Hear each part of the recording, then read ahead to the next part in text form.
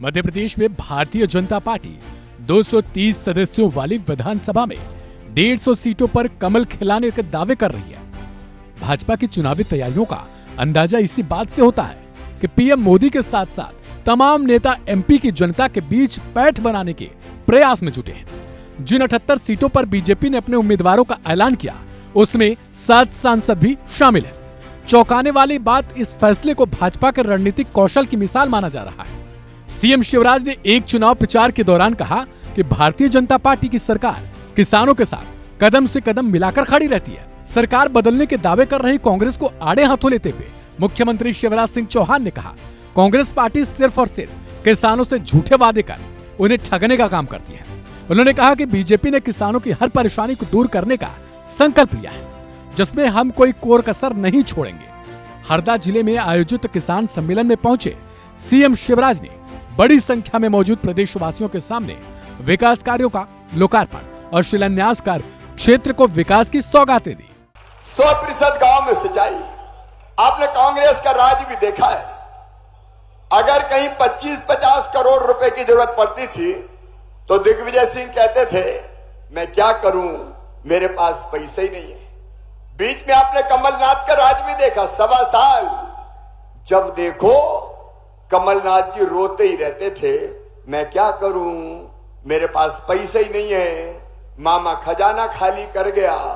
अब आप बताओ, जो मुख्यमंत्री ये कहे कि मेरे पास पैसे ही नहीं है, खजाना खाली है, बताओ वो मुख्यमंत्री काम का था क्या? अरे जोर से बताओ, काम का था क्या?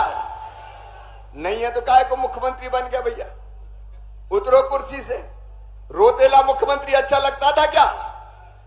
आज मैं कह रहा हूं मेरे बहनों और भाइयों, आपके आशीर्वाद से, पूरी जिम्मेदारी से प्रदेश के विकास और मेरी जनता की भलाई के लिए मेरे पास पैसे की कमी नहीं है, पैसे की कमी नहीं है। बीजेपी के धुआंधार चुनाव प्रचार के बीच कांग्रेस ने तंज भरे अंदाज में कहा कि भाजपा के कुशासन की विदाई तय है।